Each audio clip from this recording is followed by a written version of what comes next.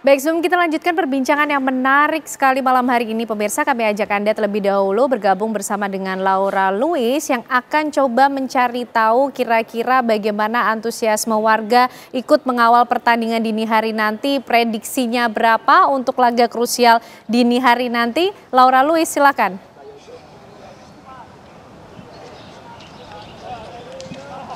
Ya, Kanada dan juga pemirsa, malam nanti pertandingan Indonesia melawan Arab Saudi merupakan pertandingan pembuka di grup B putaran keempat kualifikasi Piala Dunia 2026 zona Asia. Kita akan tanyakan langsung nih, kira-kira seperti apa optimis dari masyarakat Indonesia untuk kemenangan Indonesia tentunya. Selamat malam Mas, dengan Mas siapa? Dengan Mas Andi. Oke Mas Andi, dan ini Mas? Rizky, aku. Oke Mas, nanti malam ini pertandingan Indonesia melawan Arab Saudi. Kira-kira optimis nggak sih dengan Indonesia nanti malam? Optimis lolos, bertahan aja Indonesia, kita udah beruntung bisa lolos ke tahap kedua lawan Irak. Optimis Kak, dengan semua persiapan yang ada, dengan materi yang udah ada, harusnya Indonesia masih punya peluang buat lolos ke ronde selanjutnya ya Kak. Kira-kira pemain mana nih yang paling dijagokan? Saya Tom Haye. Kenapa? Ya, saya suka aja dengan walaupun dia gelandang, tapi dia seperti memiliki strategi untuk ngoper-ngoper ke pemain yang lain. Kalau dari Mas Rizky, siapa yang paling dijagokan? Kalau dari aku, pemain kuncinya ya, yang kita harapin bisa bermain clear, bisa bermain bersih itu Rizky Ridho. Karena di ronde ini kan kita fokus bertahan ya, fokusnya gimana bisa menahan serangan dari tim-tim Timur Tengah ya. Yang pastinya harapan kita Rizky Ridho bisa tampil maksimal seperti biasanya untuk clean sheet semoga. Prediksi skor berapa nih untuk Indonesia? 0-0 aja udah bagus banget, tapi kalau lebih bagus lagi 1-0, optimis ya. Optimis ya? Ya. Optimis 1-0 juga, menang tipis saja Kak. Ya. Yang penting lolos. Lolos ya, berarti optimis juga nggak nih Indonesia akan lolos Piala Dunia? Optimis banget, tetap semangat pemain Indonesia. Pasti bisa Kak. Pasti bisa. Nanti malam ya Mbak. Oke, terakhir nih, kemarin dikabarkan ini sempat ada kontroversial, wasitnya ini dari negara Timur Tengah. Kalau tanggapannya dari Mas Adi dan Mas Rizky gimana? Nah, ini nih yang kita khawatirkan, karena kan memang juga FIFA saat ini sudah dibeli sama Arab Saudi. Nah, kita takutnya nanti dari pihak wasitnya juga tidak independen ya. Ya, kita harapkan sih dengan banyaknya pemirsa yang melihat dan juga seluruh dunia ya, artinya FIFA bisa memberikan instruksi bahwa wasit itu harus bekerja secara independen. Singkat aja, Mas Rizky tetap optimis nggak dengan kontroversi yang sempat terjadi sebelumnya? Dengan kontroversi sih pasti selalu ada kontroversi kata Arab ini. Cuma kita optimis wasit bisa, karena semua dunia lagi menyorot match ini gitu ya Kak ya. Semoga kita mendapatkan hasil yang adil ya dari wasit yang nanti. Baik, terima kasih Mas Andi dan Mas Rizky atas waktunya dan juga semangatnya untuk terus mendukung Indonesia. Itu tadi pemirsa wawancara kami, tentunya kita sebagai warga negara Indonesia tetap optimis meskipun ada beberapa rintangan yang harus dihadapi. Sementara kembali ke Kanada di studio. Baik, terima kasih Laura Louis. Kalau bicara dukungan terhadap sepak bola, Indonesia nomor 1 nih Bung Nigara ya. Optimismenya sudah luar biasa, 1-0 lah paling enggak. Kita coba sekarang ulas para pemain yang akan berlaga dini hari nanti. Bung Nigara tadi sempat disebut Tom Haye, kemudian Rizky Ridho. Kalau menurut Bung Nigara sendiri gimana? Ya, saya kalau lihat baca-baca ya, tentu saja apa yang terpapar di media nggak semuanya bisa tepat gitu ya. Ini prediksi. Dalam prediksi itu Rizky Ridho nggak main gitu. Itu saya nggak tahu. Kalau saya itu melihat Rizky Ridho dengan J Inces ini atau Bang J ini, chemistry-nya udah ketemu nih dua orang ini gitu loh. Tapi kalau satu nggak dimainin, saya nggak tahu. Tapi sekali lagi ini tentu haknya pelatih untuk bisa memilih siapapun. Karena pelatih beda dengan kita. Kita ini nggak punya beban apapun menilai, melihat, memprediksi, nggak punya beban apapun. Tetapi kalau pelatih kan pasti punya melihat dengan detail, meneliti, dan ada beban buat dia. Untuk kalau tidak memasang sini, kalau memasang sini seperti itu gitu. Itu bedanya. Sementara kita seenak kita aja gitu itu. Tetapi ya begitulah memang keadaannya. Saya juga baca Verdong cedera ya. Betul. Kalau Paes sih saya oke lah. Ya.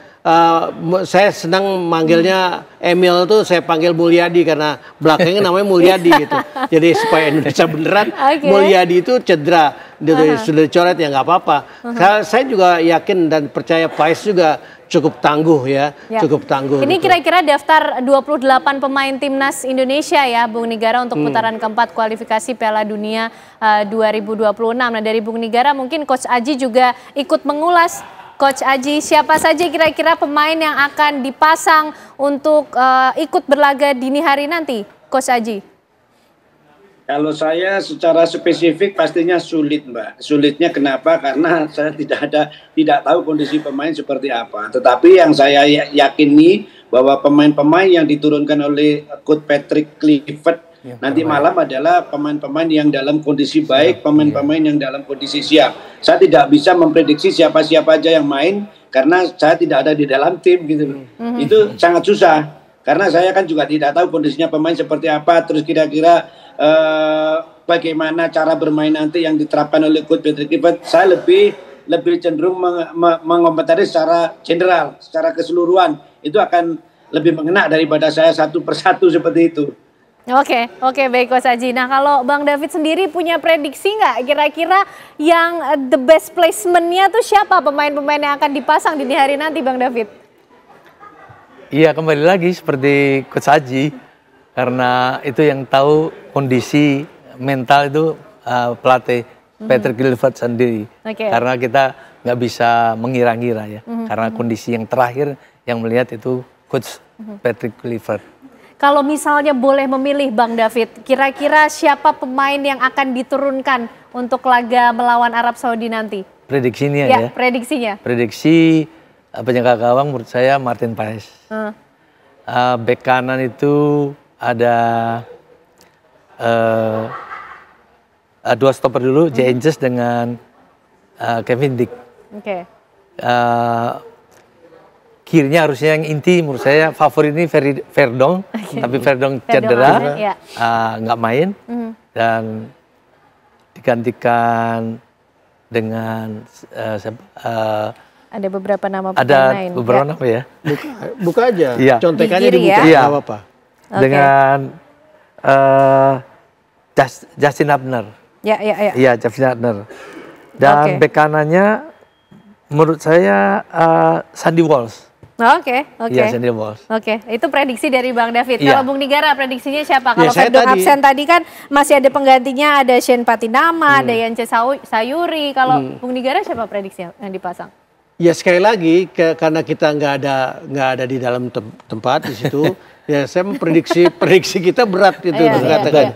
Pokoknya bagi saya siapapun yang akan diturunkan harus betul-betul dalam keadaan ready, keadaan siap mental. Yang paling penting nih siap mental nih dalam pertandingan ini. Karena kalau kita memilih satu rasanya Patrick lah yang paling tepat memilih itu. Jadi saya siapapun yang diturunkan, yang penting mental mereka kuat untuk bisa menghadapi godaan-godaan seperti tadi Mas Marji bilang, jangan terkena provokasi, itu yang paling penting itu. Siapapun yang diturunkan kalau terkena provokasi, karena itu cukup berpengaruh. Sangat pengaruh, di lapangan, sangat pengaruh. Kan saya tadi udah ngasih contoh bagaimana Ahmed Alkaf melakukan sesuatu yang merugikan kita, ya kan? Kemudian wasit VAR dari Thailand yang jelas-jelas juga merugikan kita. Kita kalau udah kayak begitu kan berarti apa yang pemain kita. Nah, soal pemain saya juga melihat Tom Hey suka kelebihan. Nah, ini juga ini juga mesti diingatin Mas Marji. Tom Hey jangan kelebihan. Kadang-kadang suka kelebihan karena dia mungkin emosi, mungkin bisa nahan. Jangan mudah diprovokasi ya. Gitu sering itu. Nah, itu tolong diingatin itu. Jangan sampai nanti kita yang rugi gitu loh. Karena wasit itu bergerak sedikit aja udah siap kok kartunya buat pemain-pemain kita. Jadi sesuatu yang kita nggak lawan 11 pemain Arab Saudi kok kita. Kita lawan tuh ditambah patut dapat tiga perangkat pertandingan, 4 bahkan sama cadangan dan wasit VAR gitu. Jadi sesuatu yang lebih dari 11 jadi lawan ya. Iya begitu, itu yang paling berat. Kalau soal penonton saya nggak worry lah, nggak ragu. Meskipun pasti dibatasi ya. Tapi kalau saya lihat tadi Ole ada pemanasan-pemanasan, padahal katanya Ole cedera juga. Jadi saya nggak tahu. mungkin. Makanya tadi bilang, kalau prediksi saya nggak mungkin bisa memilih 1-2. Pokoknya buat saya yang penting mentalnya siap. Yang penting mentalnya siap. Kalau soal prediksi pemain serahkan pada Patrick Kluivert. Tapi sebagai pelatih juga nih Coach Aji, kira-kira formasi yang paling tepat dimainkan untuk super big match dini hari nanti seperti apa Coach? Ya mungkin kalau formasi sepertinya Coach Patrick tidak akan menggunakan 3 center back. Karena kenapa? Ketika melakukan uji coba 2 kali di Indonesia kemarin, Coach Patrick lebih banyak memainkan formasi 4-2-3-1 atau 4-3-3. Menurut saya tidak jauh dari dua strategi itu, dua formasi itu. Jadi mungkin kalau nggak 4-2-3-1 ya 4-3-3, karena kita tahu juga ketika Coach Patrick jadi pemain pun ngelatih di manapun jarang sekali dia menggunakan 3 center back. Tapi menurut saya kemungkinan besar ya menggunakan 4 pemain belakang. Seperti itu. Oke, menarik nih, kita sudah membahas di segmen ini mengulas bagaimana para pemain dan juga formasi yang akan digunakan. Nah, next segmen nih, Bapak-bapak kita ingin tahu yang menarik dan cukup mempengaruhi emosional nih soal perangkat pertandingan tadi yang menjadi keraguan dari Pak Sumarji juga. Tapi usai jeda pemirsa, kami hadirkan pembahasannya untuk Anda. Baik pemirsa, semakin malam tentu semakin menarik untuk kita membahas bagaimana kemudian kesiapan skuad Garuda untuk bertanding dini hari nanti melawan The Green Falcon. Bung Nigara membahas lagi mengenai perangkat pertandingan. Tidak hanya melawan 11 tim Arab Saudi, tapi ada tangan-tangan lainkah yang kemudian harus diwaspadai, termasuk soal pemimpin wasitnya dari Kuwait, Ahmad Ali. Bukan cuma itu. Oh, bukan cuma itu. Oke. Arab Saudi ini baca nih, ada beritanya nih. Menyumbang untuk FIFA $1 miliar. Artinya, itu diartikan sendirilah.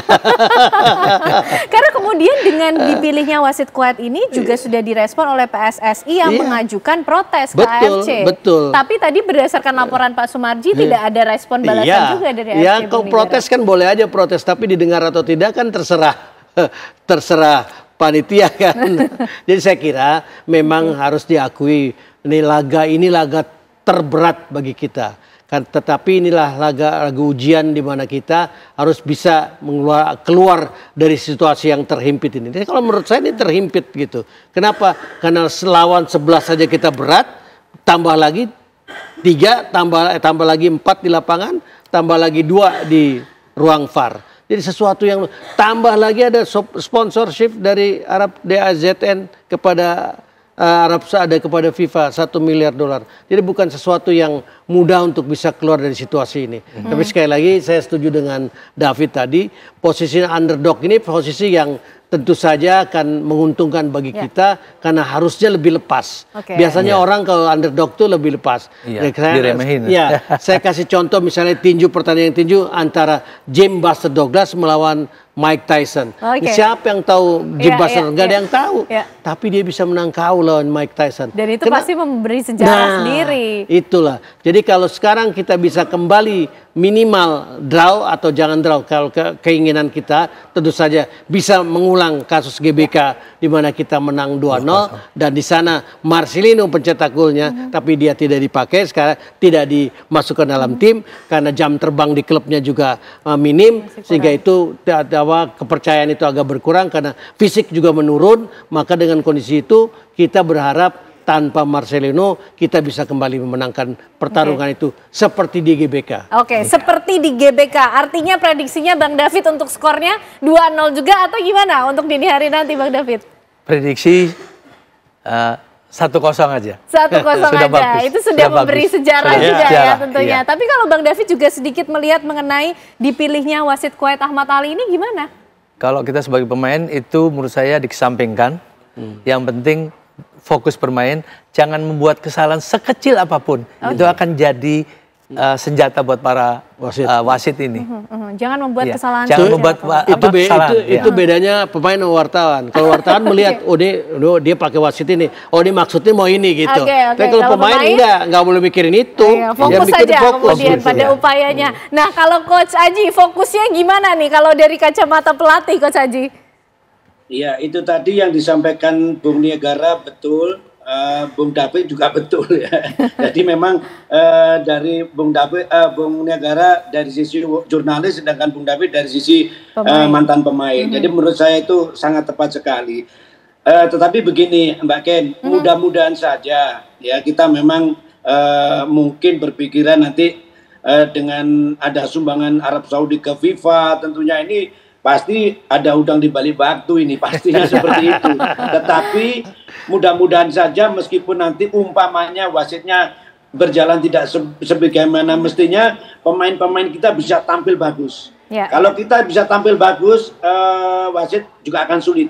Nah, untuk itu bagaimana caranya untuk bisa tampil bagus, jadi pemain tidak usah memikirkan masalah perangkat pertandingan. Yang terpenting adalah bagaimana dia fokus di dalam pertandingan, menjalankan taktikal yang diberikan seorang pelatih, dan apa yang dikatakan Bung David tadi sangat tepat, terutama pemain belakang tidak boleh melakukan kesalahan, baik secara taktikal individu, unit maupun tim. Ini sangat penting. Karena pemain belakang ini bisa kompak, defend bagus, penjagaan pemain bagus, tidak melakukan kesalahan secara taktikal, ini juga akan sulit menurut saya. Arab Saudi akan menembus pertahanan kita. Coach Aji, menutup prediksi skornya berapa Coach Aji?